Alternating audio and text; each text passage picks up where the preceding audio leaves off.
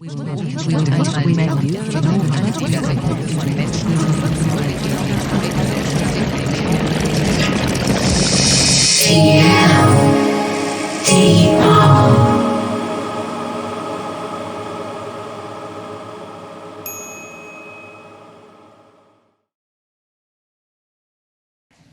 shit, people are really interested in the social credit system. Look at that. Wow. We just have an hour, and I actually want to get to question and answer as quickly as possible. I suspect with such a crowd that there will be a lot of people with questions. Let me first introduce myself. I'm the moderator. My name is Melissa Chan. I live and work in Berlin and work on a variety of projects as a journalist. This is my base. I go around the world. And I was based in Asia for almost a decade, 5 years in Beijing as correspondent for Al Jazeera, and continue to keep tabs on the country, particularly its growing influence in the world. The title of this talk is Debunking Myths Around China's Social Credit Score. And the social credit score has been described as everything from digital dictatorship to some kind of like dystopian episode of Black Mirror. If you don't behave, and there are many ways you can misbehave, supposedly, from jaywalking or having the wrong political views, you will supposedly be penalized. There was the headline you might have seen about millions of people being on a blacklist where they cannot participate in air travel. But as our panelists will explain with much greater knowledge, it is less comprehensive and less national than you might think. Some would argue it's less about blacklists and actually more about building trust. And if you've ever been to China or have spent time in China, you know that trust is a serious issue, building trust between people to people and also people to organizations and companies. Before I introduce our panelists, I want to emphasize, though, because this thought occurred to me as I was looking at the title, debunking myths. I don't want to give the impression that keeping track of people and acquiring digital data about people is okay. We are going to try to debunk myths, but that doesn't mean that this social credit system cannot create a lot of harm, and it doesn't mean that the social credit system is not problematic. In fact, it could cause a lot of harm and could be very problematic indeed. So let's just keep that in mind. With that out of the way, our guests well, actually, I'm going to hold off on Kaiser. I'm going to introduce you last. But Jeremy Daum here is Senior Fellow of the Yale Law School Paul Tsai China Center. He's based in Beijing, and he looks at Chinese legal reform with a focus on criminal procedure law.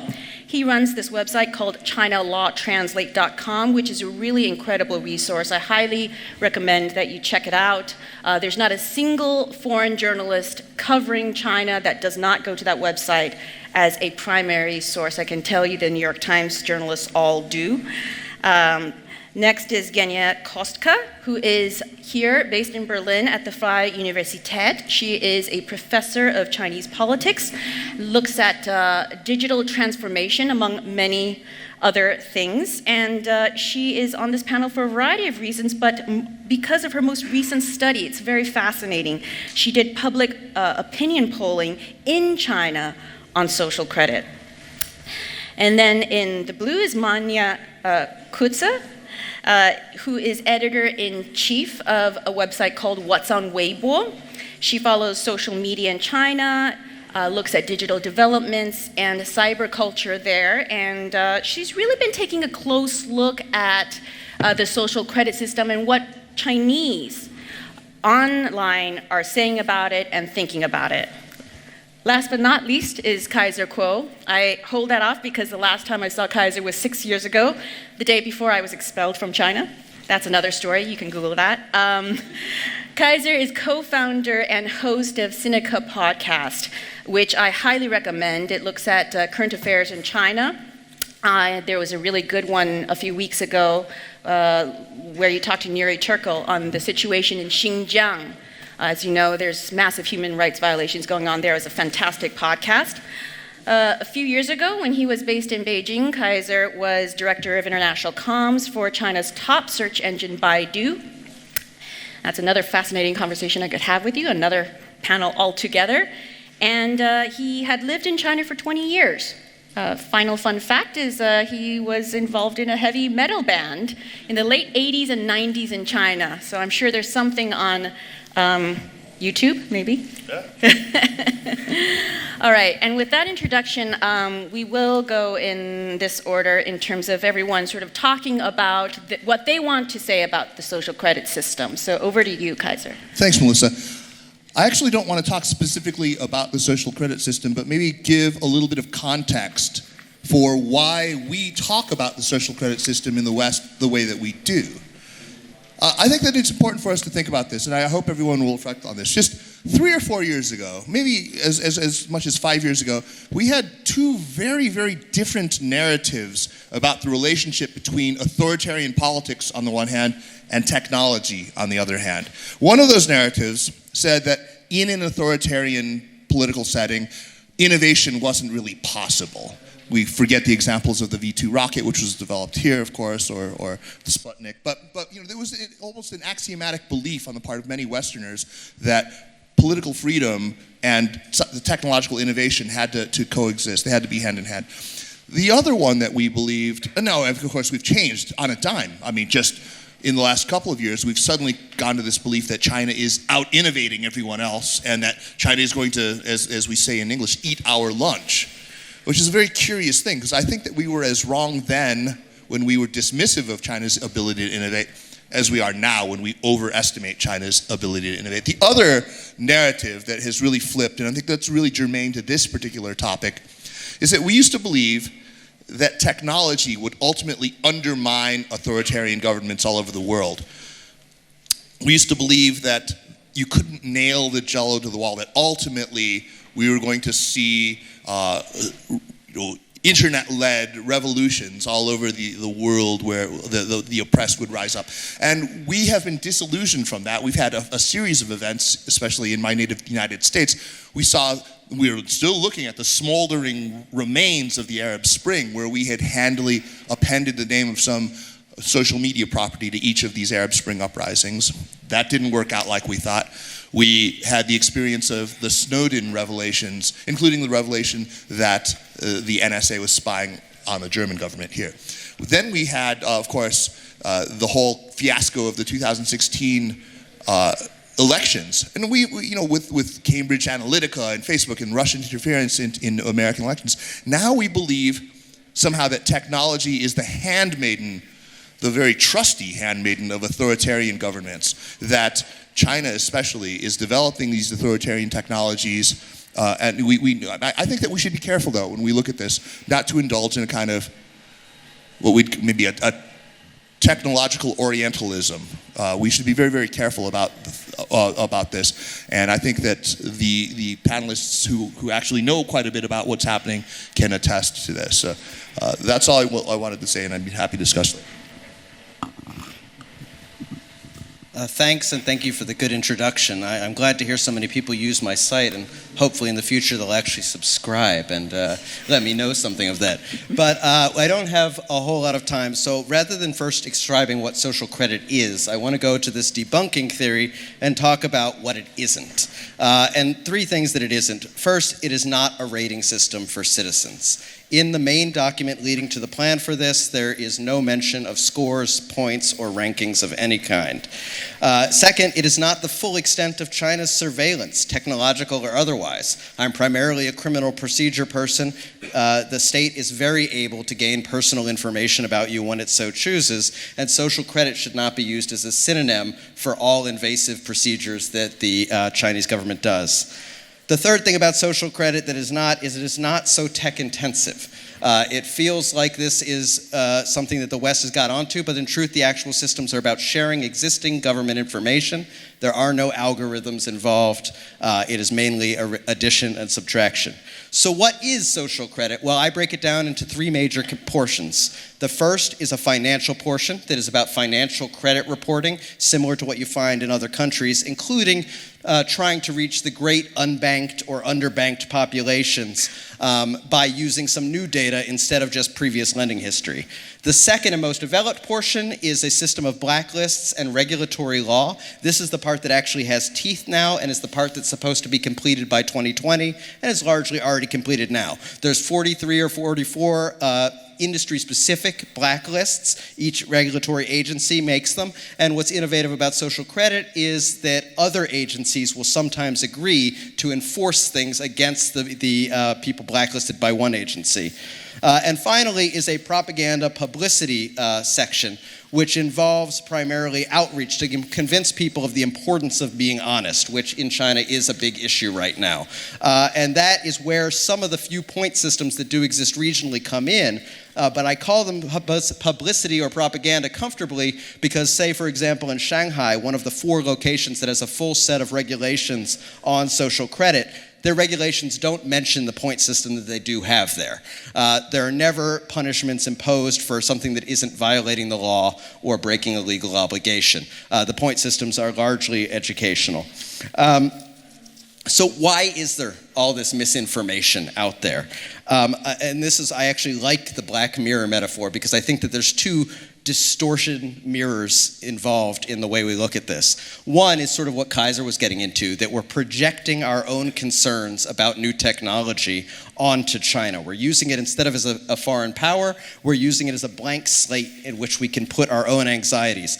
In some ways, I compare it to environmentalism, where we all know about climate change and the dangers it presents, and sometimes rather than make a plan for dealing with it ourselves, it's easier to say, well, at least we're not China. Look at that air. And we're doing the same with tech. We haven't even invented a system where we're used to people being able to drive with cell phones in their hand. We don't have legislation, let alone for CRISPR babies or for all of the profiling technology. And it's just easier to say, well, at least we're not China. Look, they've got some scoring system. But the second one is, contrary-wise, is that things that go into China do come out distorted sometimes. Look at what Marxism has happened, what's happened to Marxism as it comes into China. You get a new form, one with Chinese characteristics, as the Chinese government loves to say. Look at what's happened to the war on terror. Things do come back at us out of China in a new form. And so we do have to be looking. But it's a different thing. Understanding what the real threats are, understanding what the real threats of technology are, understanding what the real threats of China are all important. And the final thought, I know because my time... You're good. I'm still good. All right. My final thing is that I want to say that I think the distortion on social credit particularly is largely a feature, not a bug. I think the Chinese government likes this. They push back hard on things like Xinjiang, where we're getting at something that is a third rail topic they don't want us talking about. Social credit, there hasn't been a lot of correction.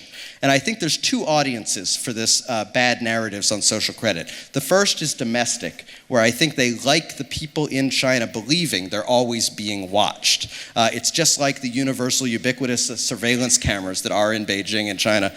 Most of them aren't even operational, but feeling like you're watched makes you behave differently. But I also think that there's an international audience, and it's not probably the one in this room that's concerned about human rights violations and privacy.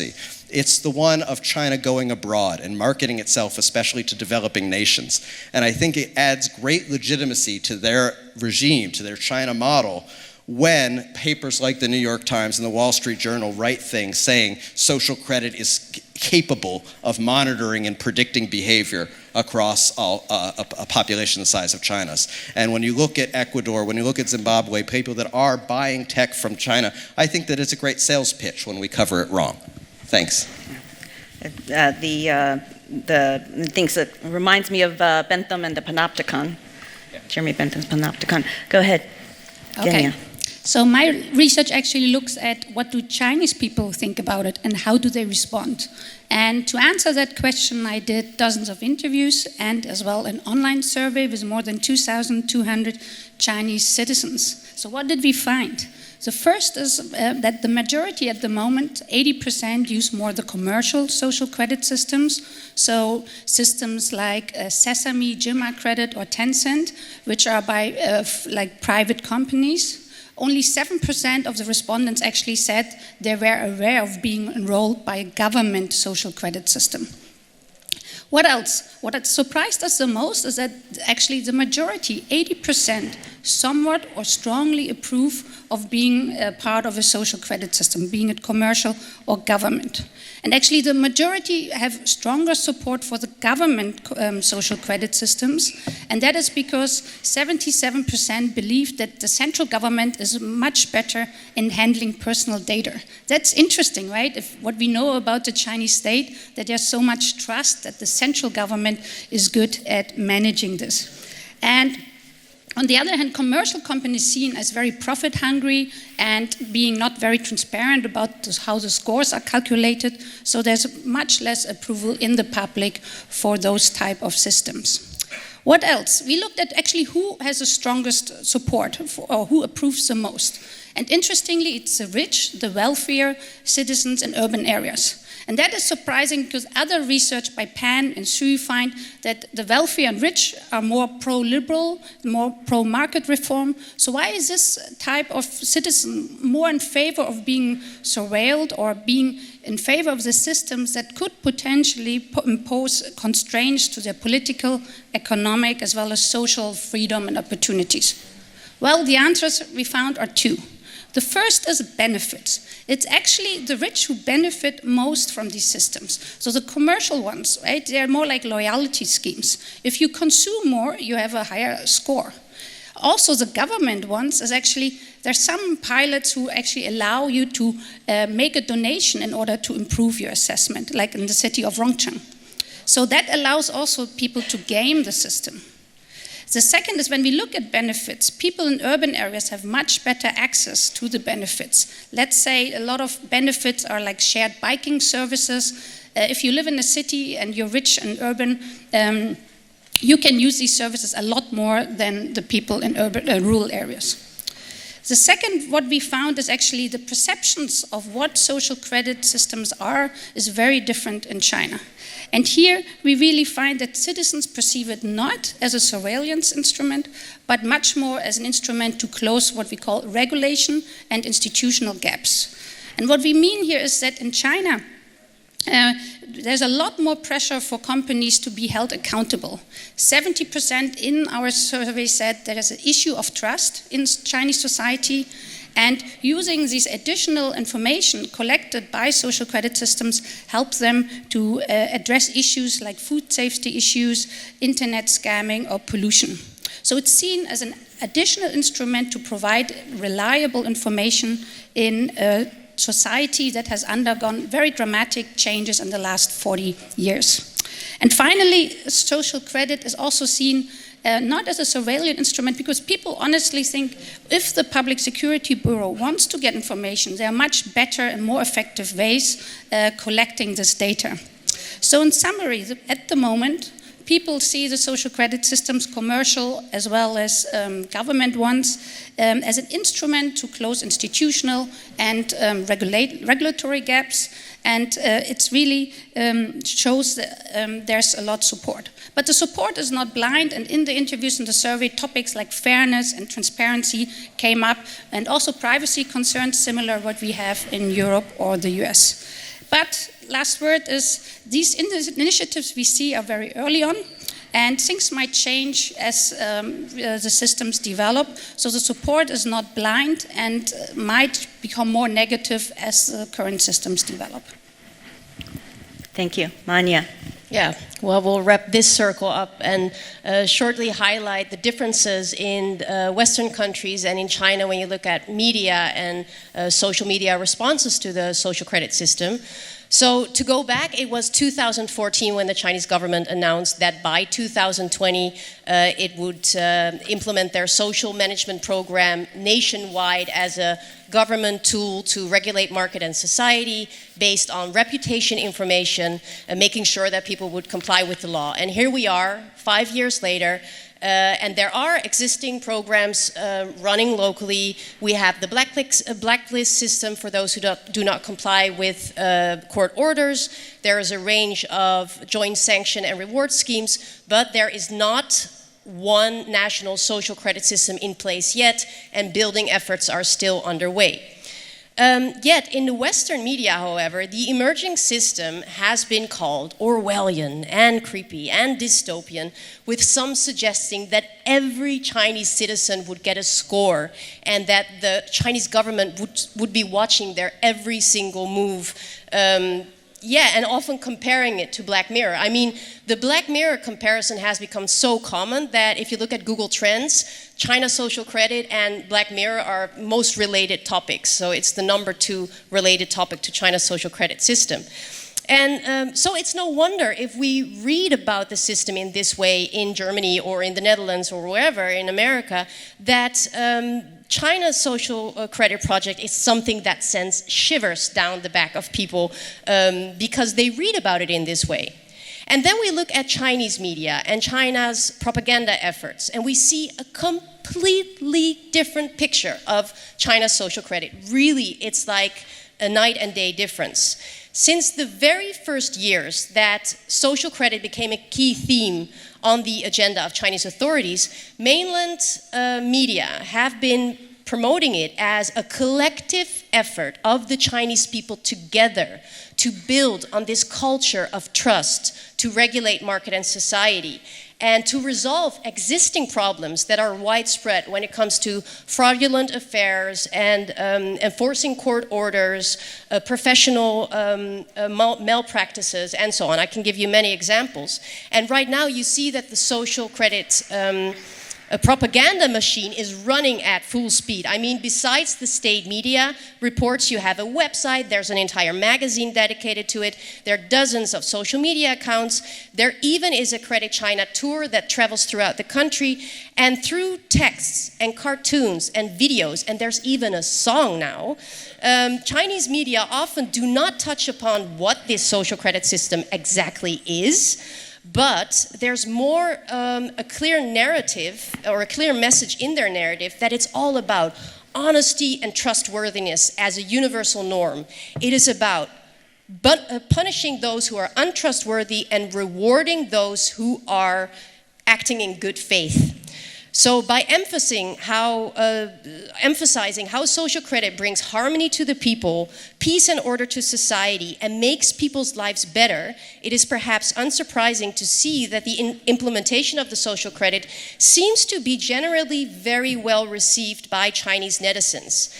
I mean, if you look at it, in a time, like you said as well, of food safety crisis and fraud and healthcare corruption, there are many who now think that a trustworthy society is more important than individual privacy.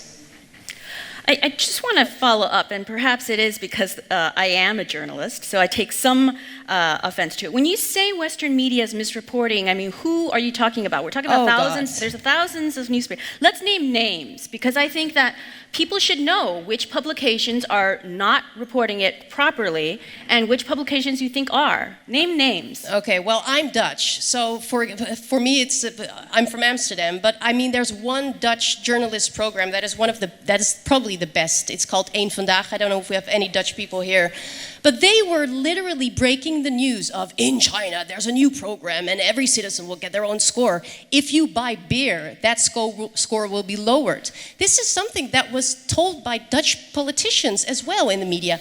Jeremy, how many, is it, I don't want to name, an economist. I mean, you should name names. The Economist. I mean, you can't say Western media and not name names. Okay. That's a cop-out. So, jump in, guys. So, The Economist, I'll tell The Economist did it wrong too. I think it was The Verge. I don't want to name and shit, but there's ABC Australia. ABC Australia was the worst. That was the worst. Go for it.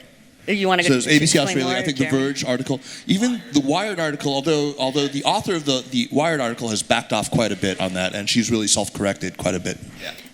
And Genia, you want And to for the Germans, of course, the tabloids build.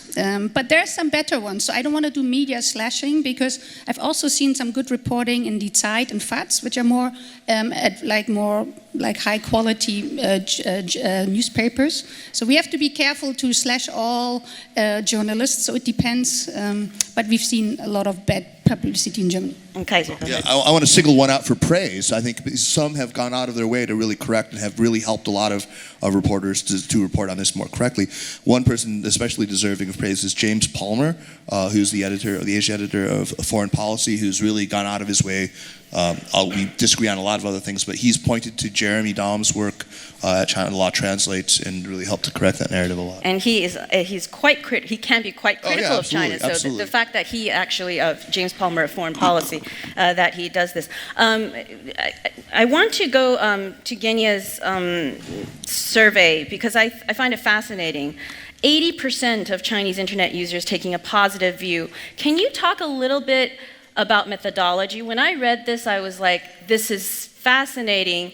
But you conducted this survey in China. I, as a reporter, interviewed so many people in China and totally get this self-censorship thing all the time. How certain were you that the people answering were answering as, I know it was anonymous, but give us a little sense of the methodology. And I understand it was 2,200 Chinese citizens.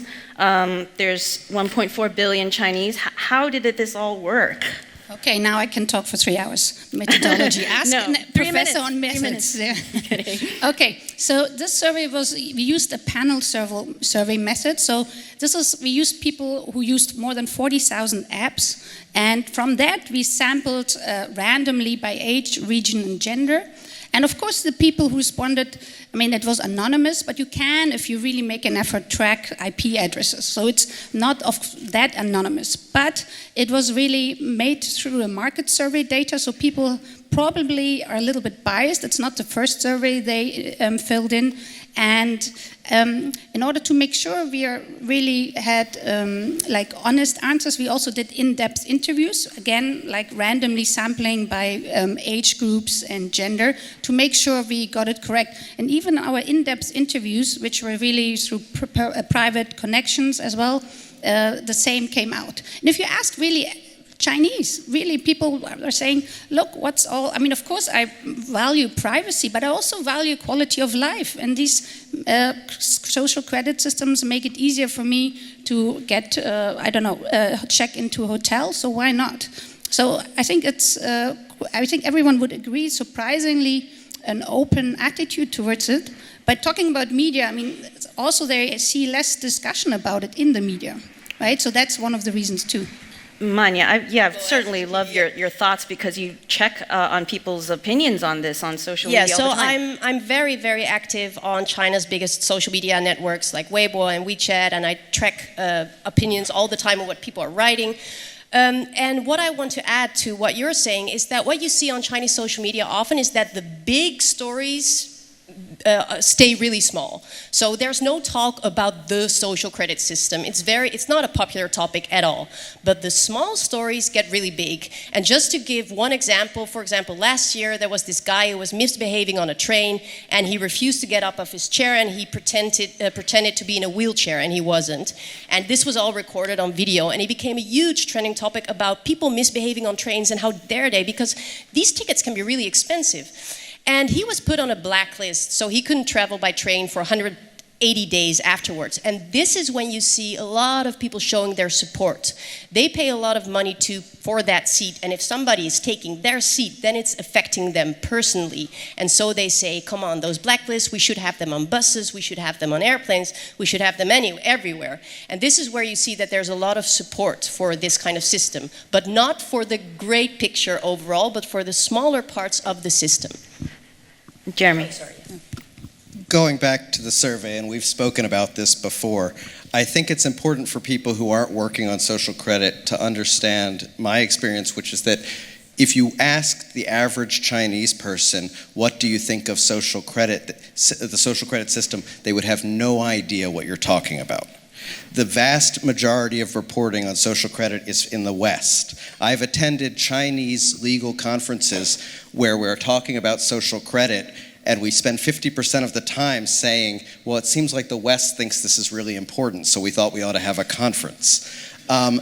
Also, the phrase social credit, the Chinese phrase, 社会信用, if you didn't know there was a system with this name, it could mean public trust. And if you ask people, to what extent do you approve, which is, I believe, the one question that was asked to find out people's approval of social credit in this survey, if you ask to what extent do you approve of the public trust system, what fool would say, oh no, I'm totally anti-public trust? The other data in your survey did do a good job of showing that people were confused about what social credit was. It covered everything from these private reward systems through the court blacklist for people who failed to act on a court judgment. So we don't know what it is people are agreeing to. I compare it to the drug enforcement system in the US. If I asked people, what do you think of drug regulation in the US? And a lot of people thought I was talking about the war on drugs, but other people thought I was talking about medical patents and the FDA, and some people thought I was talking about their local pharmacist's policy of getting prescriptions back, and then said 80% of people approve. We need to get more specific, and I think that's probably your next project, is finding out what people think they're answering to. And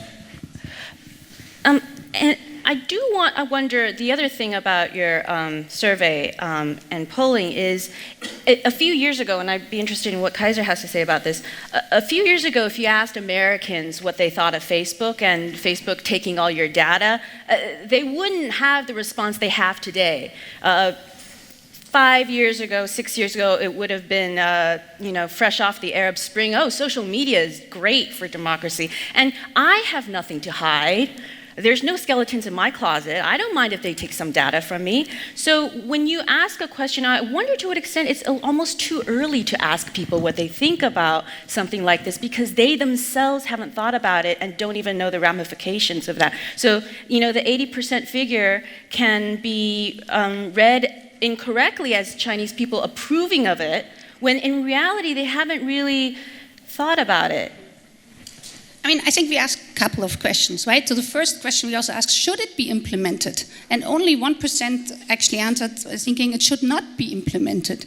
We asked, who should handle your data most responsibly? And they say the central government. So there are a lot of indication that actually a lot of Chinese people don't have a problem with providing some personal data. We asked about trade-offs. If you could pick quality of life or privacy, a lot of people actually had to pick quality of life. So I think there's really a preference for using online systems for improving their life, and there's not so much awareness about privacy issues. It doesn't mean it changes, right? As I mentioned, in the Chinese media, and also as Manya just mentioned, there is less debate in the state media on privacy issues. If that changes, the opinion might change. Also in the survey, a lot of people raised that fairness and transparency is important to them.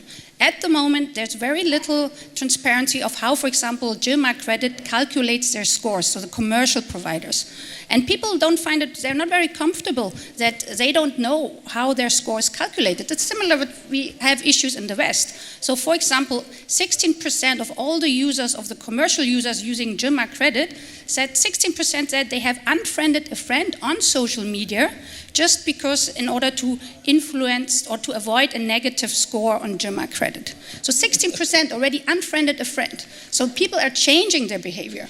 And they are aware, they also 16% said they have posted different online posts because they want to avoid negative scores on Genia Credit. So this is now talking about the commercial providers. So people are changing their behavior. So it's not, I think it's not too early. There's already people changing their behavior. They're aware of certain trade-offs, but they make choices maybe differently than maybe we do. Well, Jeremy first, and then Kaiser. Yeah, just to back up again, there's always these questions about terms and definitions. Just like I'm saying with social credit, for me, there's actually 3 different wings. Just to make it clear, that the Germa or Sesame credit system, it's a rewards loyalty program run by Ant Financial, which is under Alibaba. The prizes for getting a perfect score on it are things like you don't have to put a deposit down at hotels. There's a lot of talk about it on the web, but it's largely don't bother getting your score up high because nothing good happens. It used to want to be a credit reporting company and has since given up that ambition after the People's Bank of China nixed their initial application to sort of go there. Talking about privacy in China, I think we hit on a really important topic. It's funny, we used to talk globally about exchanging your privacy for security, and then we started talking about exchanging your privacy for convenience. And it seems to me that the value of privacy is getting cheaper and cheaper, and we're all, the EU is doing a little better about trying to deal with this issue, but all that it's meant so far for me is clicking it's okay to keep cookies more often on websites rather than me actually voluntarily consenting to give out information. We haven't really addressed it. Chinese people are concerned about privacy. One of the private companies that was collecting data was actually fined for having people automatically opt in instead of have to voluntarily actively opt in to one of these private credit reporting schemes. But beyond that, the new civil code is being passed. They just released for public comment the section on privacy, which is open for comment, and anyone can go look at it. We did translate it, but it is about addressing the rights. The important thing to understand is that, I talk about different meanings of terms. What the EU means by privacy and dignity and personality rights versus what the US law means by privacy versus what China means by privacy are all different beasts. What China means by privacy is generally privacy between citizens and between citizens and corporations. They don't mean it between the government because the government has the ability to get your data. There are such a thing as search warrants. Once the police decide to open a case on you, the search warrants are issued by police to police. There aren't external checks. So it's always assumed that the police will just be confidential with your information. There isn't really meaningful privacy from the government except for the government's own promises to stay away from information. But citizens are very concerned about privacy versus each other. And in fact, in some ways, the law is actually stronger than the US is for citizens versus private entities. Yeah, I would agree with you, Jeremy. I think there are some very pernicious ideas out there, and I think, frankly, Orientalist ideas that suggest that Chinese are unconcerned with this idea of privacy. I would say that they're no less concerned with it, that they exhibit the exact same patterns of behavior as, say, Americans do, which is to say they hear about a data leak, they fly into a high dudgeon for exactly 24 hours and then go back to scrolling through as quickly as they possibly can to find the little box they can tick to say, yes, have my private data. I think that Europeans are the outlier in this, the only ones that seem, at least ostensibly, to be more concerned, although GDPR seems to have done not much more than you've suggested, make me actually have to assent to cookies where before it was. But the idea that Chinese are happy to have technology companies ride roughshod over their privacy is preposterous. There is actually a new, I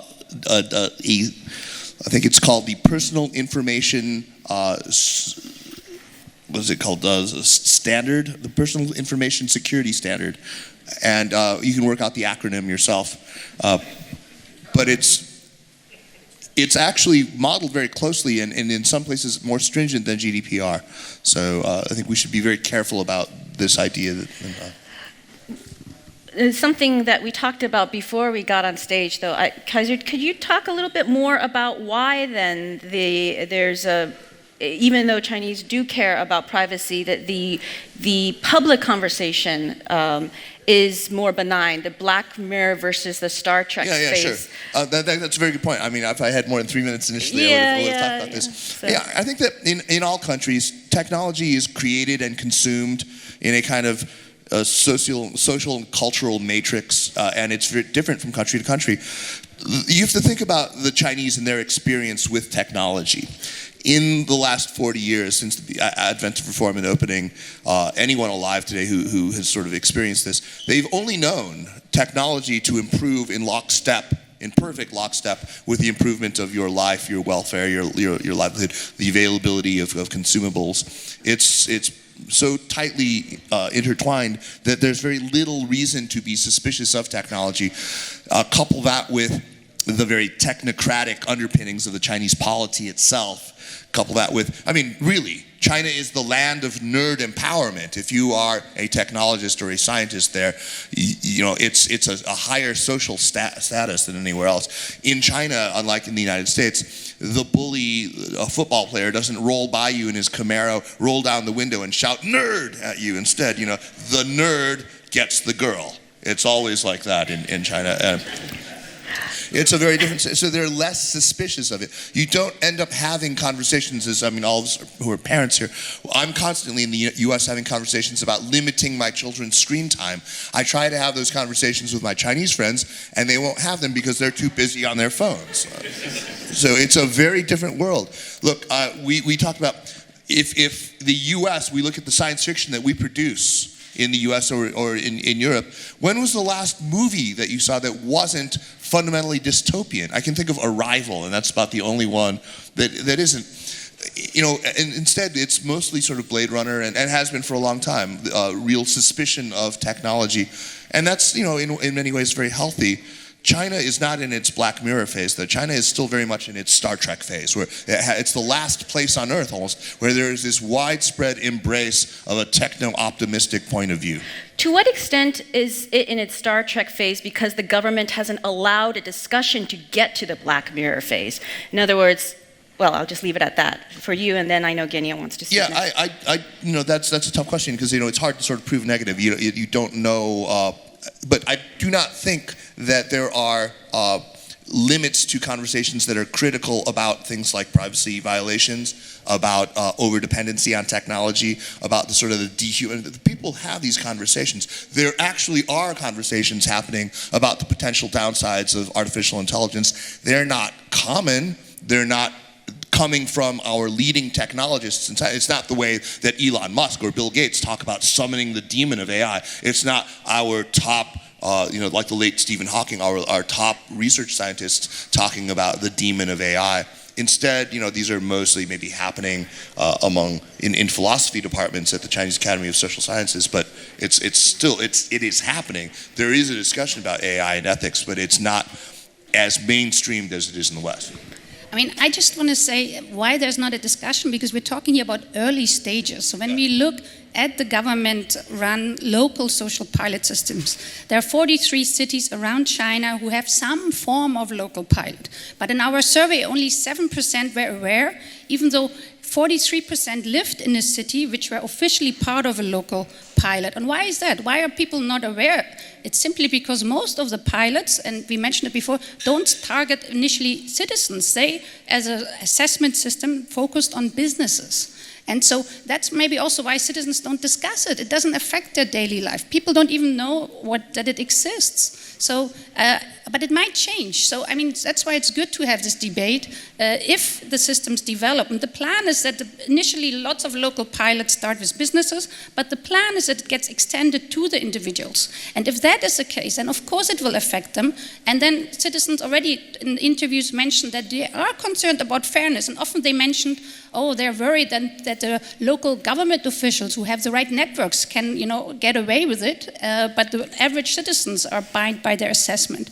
So it will continue, the discussion will be continued about fairness, transparency, and actually in Germany we have exactly the same debate. So it's really worth to globally discuss these topics. But Manya. Jeremy, you have a thought? Oh, so many. Okay. And Jeremy, as you're responding, I want the audience to start thinking of questions. I want to start question and answer after this. So start thinking of your questions, and there's a mic in the middle. You can get in line and get going on that. Go ahead, Jeremy. I mean, I disagree a little. I think that the reason most people are unaware of the point systems that are piloted in a few areas, and Rongcheng is the one that gets written about the most, is because they don't impact people's lives. They're part of that educational component. They have rewards, and they even have some punishments, but the punishments are for things where you've already been punished for breaking a law. So what you're really getting is a supplementary punishment, more along the lines of the consequences of having a criminal record in the US, say.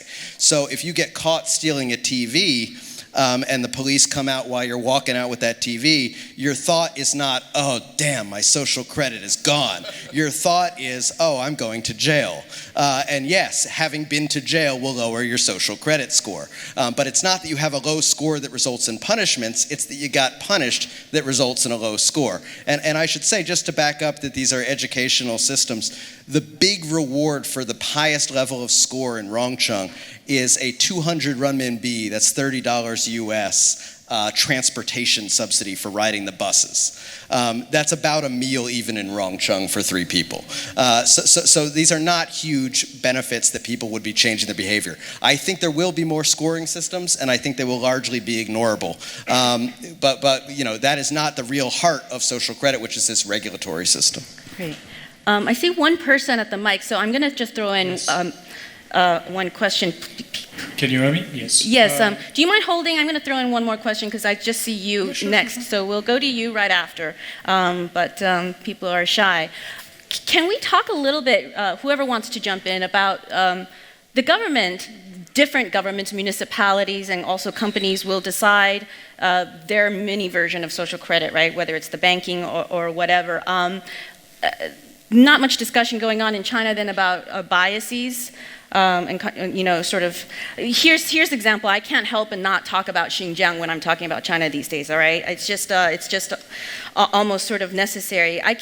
Ramadan has just started, and in Xinjiang, the Muslim minority there, from reports that we're hearing, and this happens every year, it seems like, but is that they are discouraged from fasting. And so I can see a situation where the local government of Xinjiang in a city would say, well, whatever the social credit or whatever they decide to call it, will sort of penalize somebody if they decide to fast, right? Like there are potential problems with implementing and rolling this out where there's assumptions about what is good behavior versus what is bad, and I just don't know if any of you guys have thoughts like that. I bring this up because in some ways, our talk is about debunking, and so we're all aligned here. One thing is, if I'm moderator, but if I had my choice, I feel like we're missing one additional panelist, which is we are missing somebody from the human rights community who follows this, and I think we should all be mindful of that, because there are people who do feel that what's happening in China is a Black Mirror episode, and we're here debunking it. So I just wanted to bring it up. My role is as a moderator, but there's really no human rights panelists to ask that question, so I just wanted to throw that in there. Who gets to go first? Whoever wants to. Jeremy, I could see the maybe Manya, because I think you know more about maybe the Xinjiang issue, but just to respond directly to you, I think this is an idea of, well, should we have a human rights panelist here too? Because this is actually about law. I think, well, Jeremy is all about law.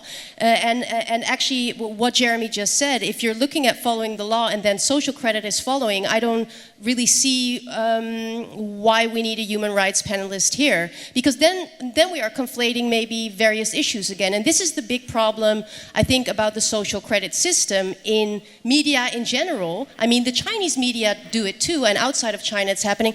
All kinds of different issues are being conflated within this social credit issue. And I was thinking about it the other day. It's almost like a MacGuffin. Do you know in Hitchcock movies, the entire movie revolves around a suitcase, and nobody really knows what's inside the suitcase, but still all the actors are motivated by it and their behavior is driven by it. And this is sometimes what the social credit system is. I mean, Chinese propaganda are filling in things about the social credit system. So are a lot of Western media and institutions without us actually knowing what it is we're talking about. And we are talking about a legislative body in many ways. So I'll pass it on to Jeremy. Jeremy, and then we will get to you. You've been very patient.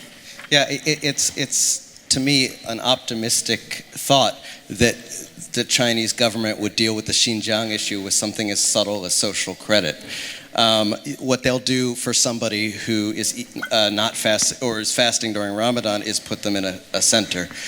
One of the reasons I remain interested in talking about social credit as opposed to my normal field, which is criminal procedure, is because I feel like the bad reporting on social credit has distracted people from actual problems in China, of which there are many. I think it has also distracted us from actual problems outside of China, which are related to the tech that we're projecting on China. But I think that I can say for myself personally, watching things be reported about social credit that I knew simply weren't true made me doubt what was happening in Xinjiang for quite a long time until I could confirm it through my own research. And I think that is a real issue, and that's one of the reasons that I keep talking about it. Okay, we're going to go to questions, if that's all right. Thank you very much for your patience. Go for it. Thank you. My question is quite simple. Do you think this kind of system could be implemented into Western societies, or is it really specific to China and the citizenship in China? And do you know if there is initiative already in Western societies that are similar to this kind of system? Thank you. I think that one's for you if I know anything, but I could. I love to answer that question. I think that in terms of the sort of system we're often talking about when we talk about social credit in China, it already exists in Western nations. It just exists not through a concerted government effort, but through private corporations slowly beginning to use data guided solely by profit and limited only by law. In addition to private companies using your data to do things such as manage welfare benefits in the US, which their algorithms carry inherent biases of race and past interactions with the law into the decision making for who receives benefits, but that we also have predictive policing models being explored in the US, where based on your likelihood to either be a victim or perpetrator of violent crime, the police could, based on a score that's supposed to measure that, come to your door and talk to you about the risks of gang activity. That to me is at least as Orwellian as anything happening in China.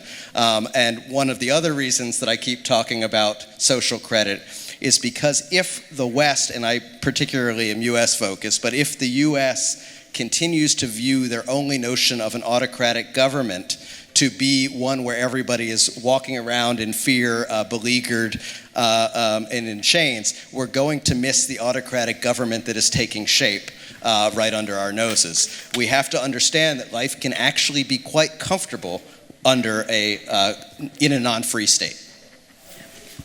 I think that there's a narrative that's developed over the last couple of years about this export of authoritarian technologies somehow. I think it's good to remember that the technologies themselves are agnostic. They are not purpose-built for... We should remember, for example, that we look at where a lot of advanced AI recognition security, facial recognition security cameras are being exported to, for example, Northwest Africa, to Morocco. Why?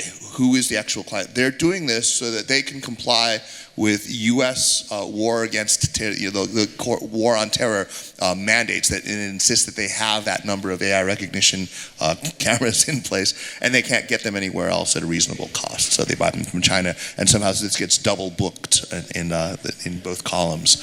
We have to be very careful about that. I think with Xinjiang too, I mean, if I may for a second, I care very, very deeply about what's happening there, but we just have to remember, I mean, what is happening are extra-legal detentions of people who are exhibiting supposed signs of Islamic extremism, and fasting during Ramadan would count. For a party member for a long time, you've not been allowed to. Or if you're a public servant, if you work in a school, in a university or anything like that, you are not allowed to fast during Ramadan. But they face something far, far worse than having their social media or their social credit score knocked down. That's important to remember. So it's a red herring for a lot of other things. Next. Okay, yes. I have a question which goes almost into the same direction. With so much video content publicly available internationally in the internet, and companies like Musical.ly being bought by TikTok, how likely do you think that the Chinese government can apply the social credit system across borders and regulate people's behavior that come to China for the first time in their lives? Yeah, I don't really believe that Chinese authorities are interested in that. There are already 1.4 billion people and that's a lot of. There's a sea of data, and a lot of that data, nothing's being done with it. If you look at apps like WeChat or TikTok, I mean, TikTok recently has been really popular in Europe and America too, especially among young teenagers.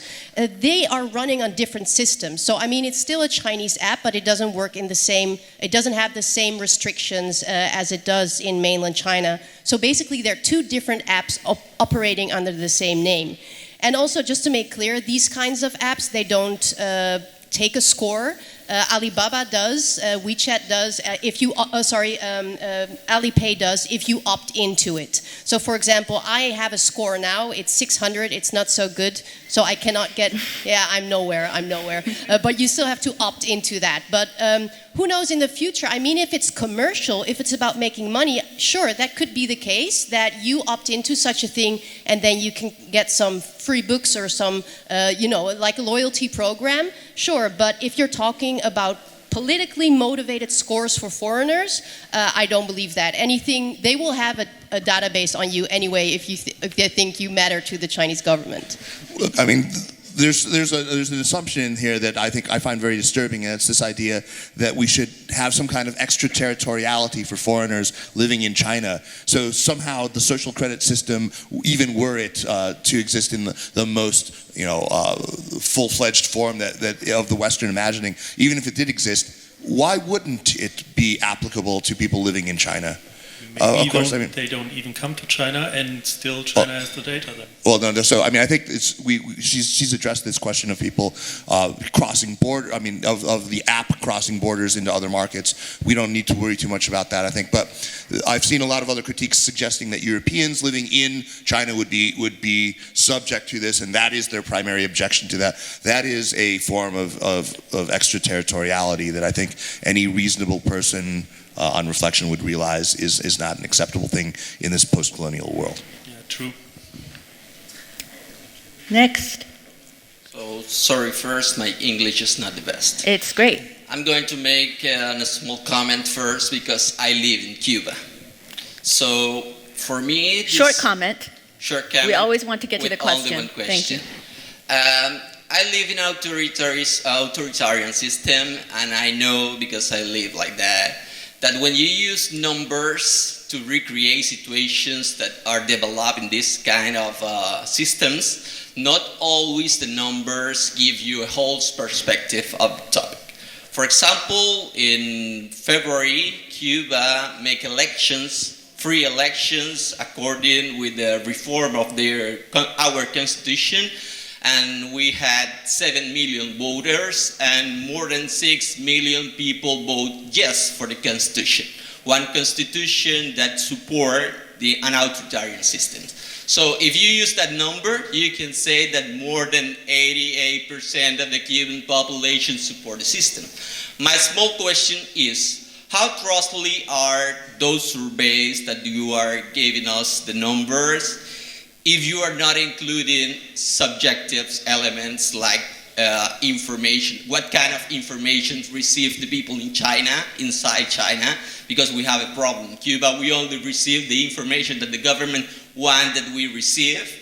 I think that it should be the same in China. And if you do not include that, how trustworthy are that numbers? This is my only one question. Yeah. Genia, that's for you. Yes, I mean, that's of course the topic that the state media doesn't discuss certain issues, so Chinese citizens don't have much information. I mean, we looked at also rural citizens. They're especially not very approving of the system simply because they don't understand them. So, I mean, this is a topic, and but even in interviews, when we then actually explain to people what we mean and explain certain possible risks that could arise for individuals, people were quite made their own choices, and they didn't seem so concerned. It's just they have a lot of competing concerns, and this is at the moment it just hasn't affected their life so much. Yeah, so that's really again the point. These are very early initiatives, and I mean again, just the point about the government has a propaganda to increase the trustworthiness in society. And people are concerned that they can't, trust their neighbors. And so they see it as an additional tool to get information. Okay. Thank you. Thank you. Next. Hi. My question is about, we started out with Black Mirror and the dystopian side of things, and you already mentioned that big data and algorithms do not play as big a role as we think they do, and that we conflate many issues, but I guess my question is, what kind of role do they play? Do they play any role? Is it likely that they will play one, or are they is it just an idea that was transported via bad reporting? So, in my mind, knowing China's criminal procedure system, there's no doubt that as algorithms improve, they will begin to be incorporated for at least predictive policing, like Police Everywhere hope that it will. It's not there now, and it's certainly not social credit. Right now, social credit is about additions and subtractions in the local point systems, and the blacklists are really just that each regulatory agency has selected the most serious offenders to put on a blacklist for that industry. I would say that I never think there will be a unified social credit score. And the reason for that is I don't think it's useful to people. It would actually turn big data back into small data if you couldn't tell why someone had a certain score. When you go into a restaurant and you see an A grade or a B grade, you want to know that that's about the sanitation conditions in that restaurant. You don't want to know that this place actually should have a failing grade, but the guy gave a lot to charity and visited his grandma last week, so we're going to pop him up to a C.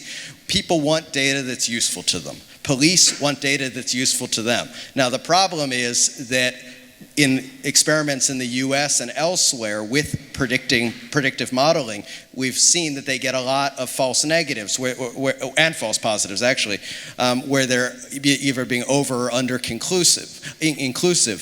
And China will be less concerned about roping in some people who are actually innocent when their model says that they're guilty. Whereas the US might see the error in the model and say, well, this model isn't helpful, let's put it aside. But I don't think we'll ever have a universal algorithm, but I certainly believe that China will do whatever it can to implement new technologies into furthering their existing models. And again, I would say that I think all governments will do this, but outside of China, there's civil society and often courts that can challenge these programs. And at the same time, though, our governments don't seem to be doing a great job planning for this. We seem to be doing it reactively.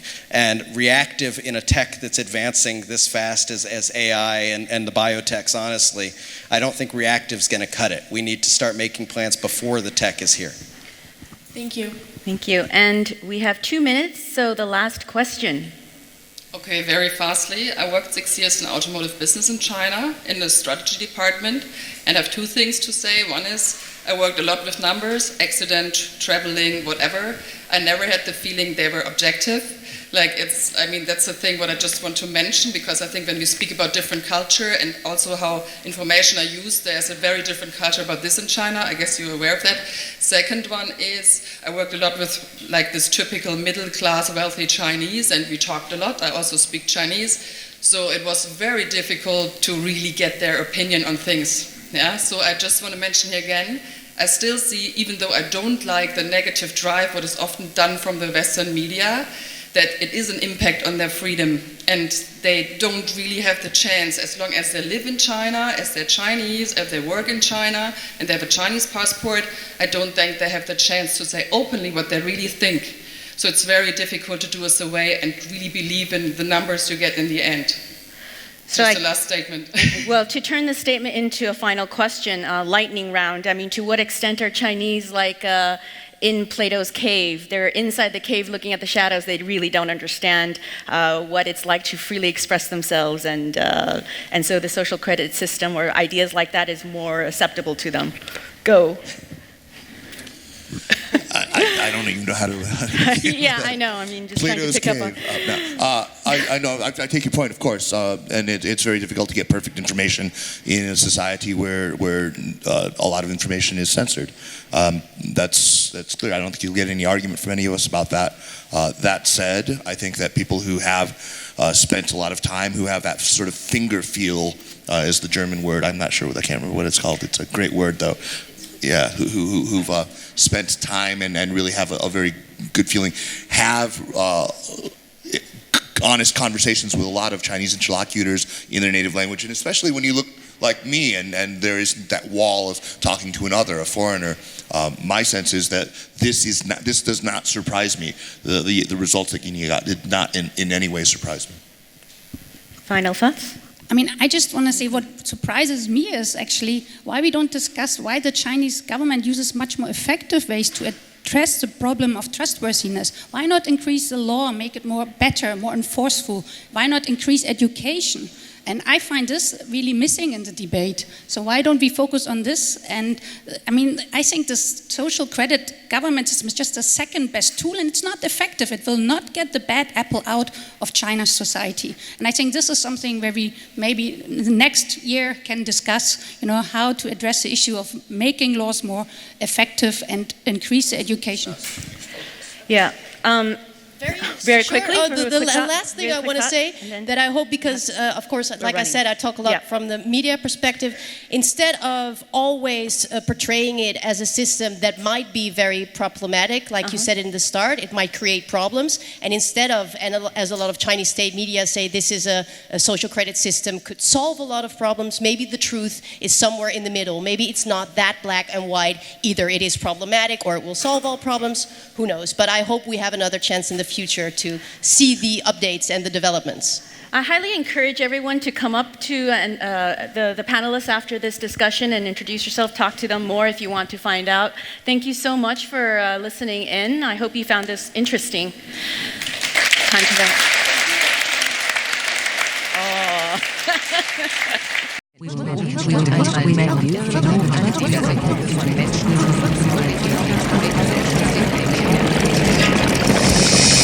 Oh.